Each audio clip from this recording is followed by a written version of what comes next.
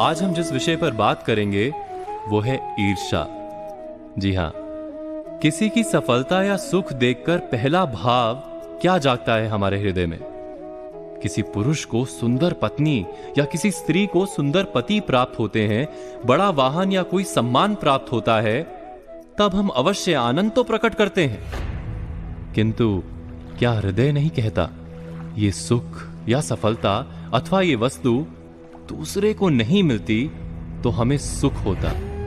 उस सुख या सफलता पाने के लिए हमने कभी प्रयत्न भी नहीं किया।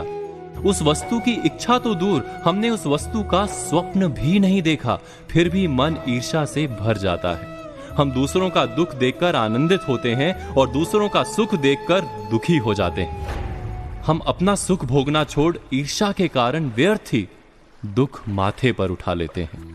तो ये ईर्ष्या क्या है जो बिना कारण हमारे सुख का भोजन कर जाती है? हम विचार कर रहे थे ईर्ष्या के विषय में। इतना तो हम जान गए कि ईर्ष्या हृदय का गुप्त भाव है।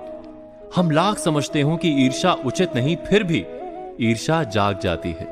उसको अंकुश में रखना भी असंभव सा है, क्योंकि निरंतर हृदय में रहती नहीं। ईर्ष्या से छूटने का केवल एक मार्ग है कि ईर्ष्या की जड़ से हम परिचित हो जाएं। इस रोग के लिए समझदारी से उत्तम कोई औषधि नहीं। तो ईर्ष्या क्या है, कहां से जन्म लेती है? क्या आपने कभी इस पर विचार किया है? कर रहे थे ईर्ष्या की।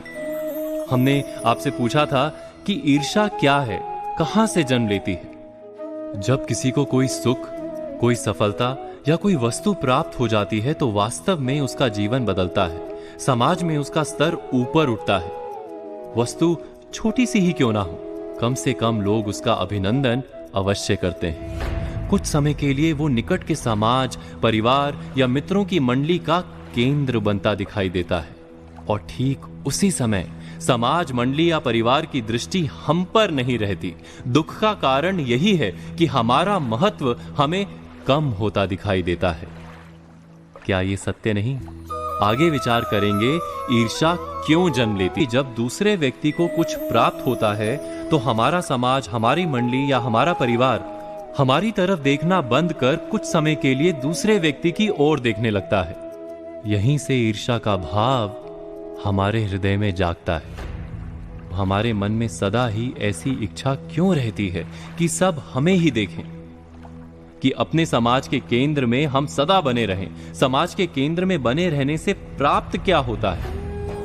विचार कीजिए, जब तक समाज के केंद्र में हम हैं, हमें प्रतीत होता है कि हम महत्वपूर्ण हैं।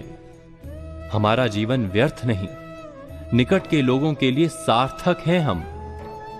वास्तव में हमारी सार्थकता, हमारा महत्व हम सदा ही दूसरों की दृष्टि से नापते हैं, किंतु समाज की दृष्टि में तो परिवर्तन होना ही है। समाज हमारी ओर देखे वो समाज का उपकार है, हमारा अधिकार नहीं।